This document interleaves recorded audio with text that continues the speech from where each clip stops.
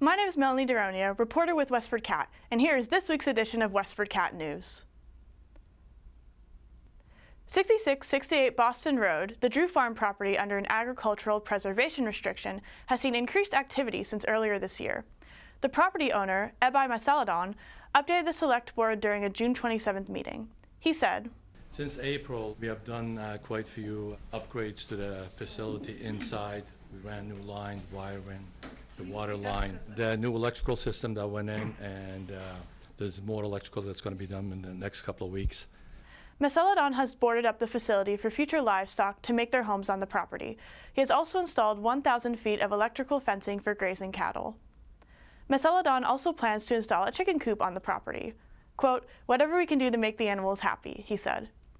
He says he will have, quote, "whatever the facility allows for livestock." He estimates up to 10 cows, up to 12 pigs, and, quote, "more chickens." When asked by board member John Cunningham what his vision for the property is, Masaladon responded, "What would this place look? What would the?" I really don't. I can't tell you right now. My vision is to try to keep it as a farm right now, and try to make the best out of it. Masaladon says he may slaughter animals on site. Quote, "The state has a vehicle they can bring over for small farms that don't have the facility to slaughter their own chickens. They have a vehicle they can bring on site," he said. The Select Board has voted to support H 3025, which would permanently allow remote participation for government meetings. The board voted unanimously to endorse a letter submitted by Tom Berry, a former member of the Late Access to Town Meeting Committee's remote participation group.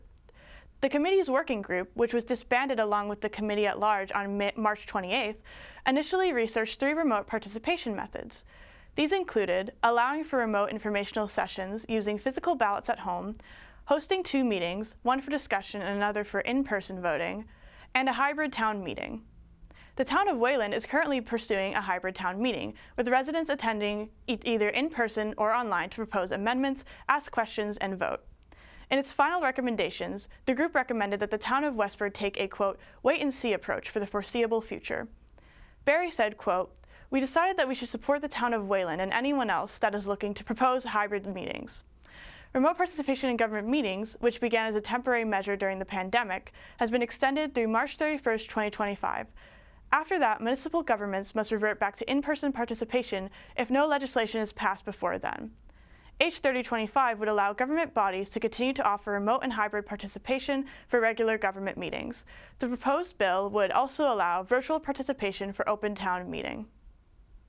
A Westford Academy program allows students to certify their expertise in a second language. The Seal of Biliteracy program at Westford Academy for multilingual students not only includes the world languages offered at WA classes, but a student's native language.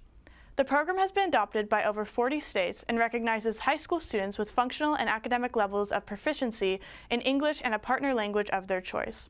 The program aims to, quote, "help students recognize the value of their academic success and see the tangible benefits of being bilingual." WA Spanish teacher Stephanie Grabowski-Devlin told WestfordCAT, quote, "There are cultural benefits that provide our students with being able to speak another language. Learning about people from other cultures is something that will create more empathy and more ability to work with and relate to people in other countries." Westford Academy has participated in this program since the spring of 2019 to, quote, "promote multilingual pride and encourage families to help their children maintain fluency in their home languages," according to the May 8th school committee presentation. Grabowski-Devlin recruits seniors to take the qualifying language exams every October. The exams begin in January and finish in mid-April.